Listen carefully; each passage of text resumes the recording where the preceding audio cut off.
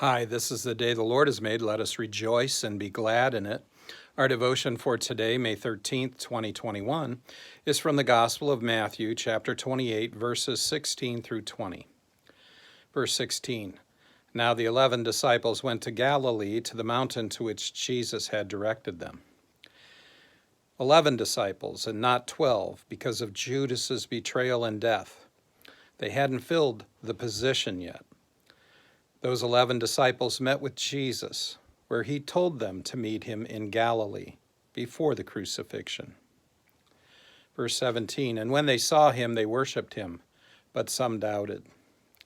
Even here, only 40 days after his resurrection from death, some of the disciples were having a tough time believing that Jesus had risen from the dead. How can we expect that some 2,000 years later, people won't have a problem believing when they had a problem even 40 days after his resurrection? Verse 18, And Jesus came and said to them, All authority in heaven and on earth has been given to me. If we wonder at all about the power and authority of Jesus, the resurrected Jesus in heaven and on earth, this verse should make it clear. All authority, every bit of authority in heaven and on earth have been given to Jesus. No one has more authority than him. Verse 19 and 20. Go therefore and make disciples of all nations, baptizing them in the name of the Father and of the Son and of the Holy Spirit, teaching them to observe all that I have commanded you, and behold, I am with you always to the end of the age. And now before he ascends into heaven to be with the Father and to prepare places in his eternal kingdom for his disciples, Jesus commands his disciples to go, not to just stand there, not to sit around and wait, but to go. Go and make disciples.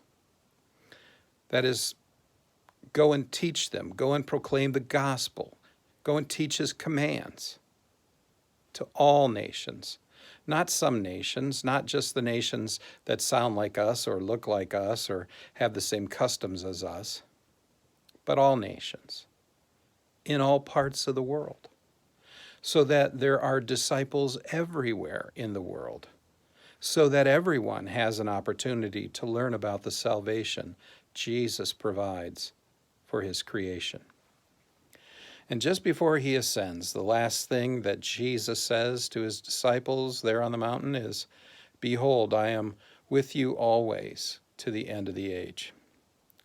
And while it seems that Jesus is leaving us as he ascends into heaven to be with his Father, he has not left us. He remains with us. He is in our heart through the waters of our baptism. He is in the cross that has been placed upon our forehead in our baptism.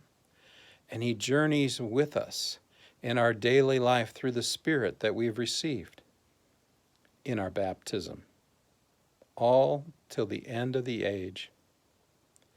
We have not been abandoned. We're not left alone in this life or in the next. Jesus is with us. The Son of God, who has been given all authority in heaven and on earth, is with us every day, every moment. Go in peace. Serve the Lord.